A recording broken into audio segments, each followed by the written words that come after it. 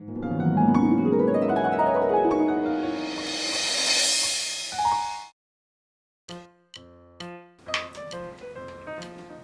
मन्नी, ये है नमक।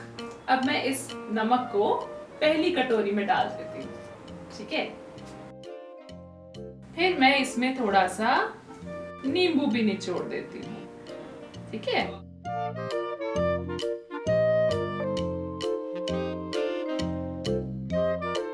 अब जरा मुझे ये टेस्ट करके बताओ। ओके। अब बताओ, नींबू का टेस्ट आ रहा है कि नहीं? हाँ मम्मा, आ रहा है। मम्मा, आपने नींबू डाला है, नींबू का टेस्ट तो आएगा ही ना। ओके, अब ये है बेकिंग सोडा, ठीक है। अब मैं थोड़ा सा खाने वाला सोडा इस दूसरी कटोरी में डाल देती हूँ, ठीक है। अब मैं फिर से इस नींबू को इस कटोरी में निचोड़ देती हूँ। वाह मम्मा, बबलिंग हो रही है।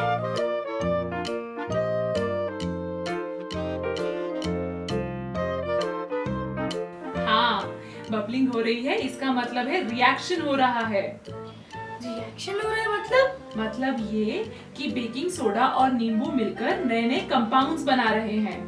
नए नए कंपाउंड मतलब? ये समझने के लिए तुम पहले मुझे ये बताओ कि क्या इस कटोरी में नींबू है? आपने डाला तो था, होगा ही ना।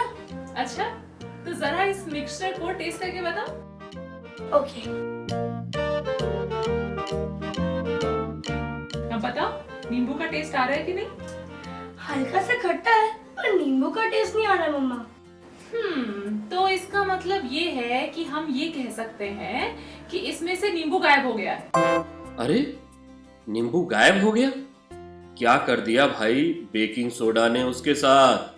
मुझे इस बात की खुशी है कि मेरे पार्ट्स यानी काजू और बादाम एक दूसरे को नुकसान नहीं पहुंचाते। और मेरे पार्ट्स का क्या? यानी हाइड्रोजन और ऑक्सीजन मिलने के बाद कितना बदल जाते हैं। मुझे देखकर कोई नहीं बता सकता कि मैं हाइड्रोजन और ऑक्सीजन के मिलने से बना हूं। हाँ, शायद गायब भी हो गया होगा। यही तो समझने की बात है। इसमें नींबू गायब नहीं हुआ है, बस एक नए कंपाउंड में बदल गया है। जब बेकिंग सोडा और नींबू का रिएक्शन हुआ तो वो दोनों मिलकर नए कंपाउंड्स में कन्वर्ट हो गए, और जो नया कंपाउंड बना वो एकदम अलग है। वो नींबू के जैसे बिल्कुल भी टेस्ट नहीं करता। ठीक है, फिर नमक के साथ नींबू का टेस्ट कैसे आ रहा है? क्योंकि नमक और नींबू के बीच में रिएक्शन हुआ ही नहीं। जब बिना रिएक्शन के दो चीजों को मिक्स किया जाता है तो वो वैसे ही टेस्ट करते हैं जैसे कि वो है। तो अब नमक और नींबू चेंज ना होकर वैसे के वैसे ही रहेंगे तो उनका टेस्ट तो वही आएगा। ओके मम्मा, अब समझ गई मैं। अच्छा, समझ गई हो तो तुम मुझे ये बताओ कि मैग्नेट स्टील पर तो चिपकता है, पर आयरन टैबलेट्स पर क्यों नहीं चिपकता है? क्योंकि स्टील आयरन, कार्बन और कुछ और एलिमेंट्स का मिक्सचर होता है, कंपाउंड नहीं। इसलिए उसके अंदर का आयरन की तरह बिहेव करता है और मैग्नेट को अपनी तरफ खींचता है। और आयरन टैबलेट्स में क्या हो जाता है? आयरन टैबलेट्स में आयरन का कंपाउंड होता है। उनमें आयरन दूसरी चीजों से रिएक्ट करके बिल्कुल अलग कंपाउंड बना चुका होता है, और वो नया कंपाउंड आयरन के जैसा नहीं होता है। इसलिए वो मैग्नेट को अपनी तरफ नहीं खींचता है। अरे वाह, तुम तो एकदम अच्छे से समझ गई हो। Very good. हम भी बहुत अच्छे से समझ गए। मैं काजू और बादाम से बना हुआ मिक्सचर हूँ, और मैं हाइड्रोजन और ऑक्सीजन से बना हुआ कंपाउंड।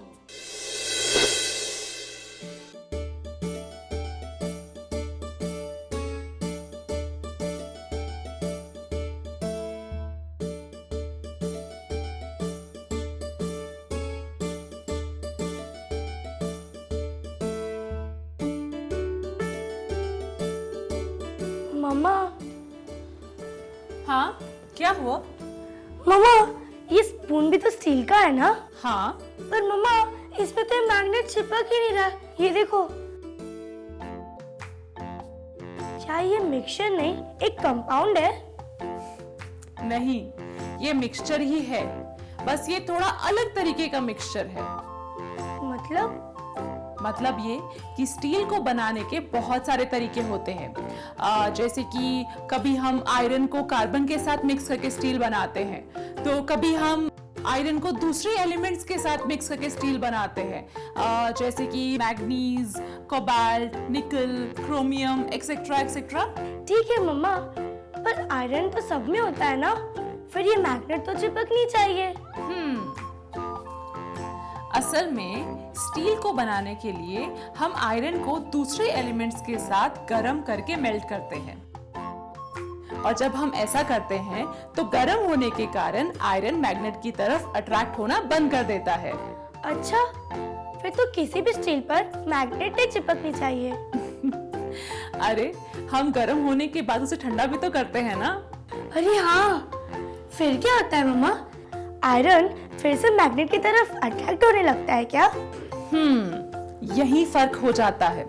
कुछ केसेस में, जैसे कि जब हम आयरन को कार्बन के साथ मिक्स करके स्टील बनाते हैं, तो ठंडा होने पर वो फिर से मैग्नेट की तरफ अट्रैक्ट होने लगता है। लेकिन दूसरे केसेस में, जैसे कि जब हम आयरन को क्रोमियम के साथ मिक्स करके स्टील बनाते हैं, तो ठंडा होने पर वो मैग्नेट की तरफ अट्रैक्ट नहीं होता।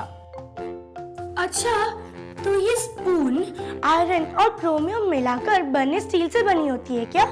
हाँ, इसीलिए हम इसे स्टेनलेस स्टील कहते हैं। ये आयरन और क्रोमियम के मिक्सचर से बनी हुई होती है। समझ गई। Very good. बेटा, स्टील की अलग अलग वैरायटीज इंसानी दिमाग की ही उपज है। मुझे पूरी उम्मीद है कि एक दिन तुम भी बड़े होकर इन सारी वैरायटीज से भी बेहतर स्टील बनाओगे और दुनिया में अपना नाम रोशन करोगे। हाँ। Madam Curious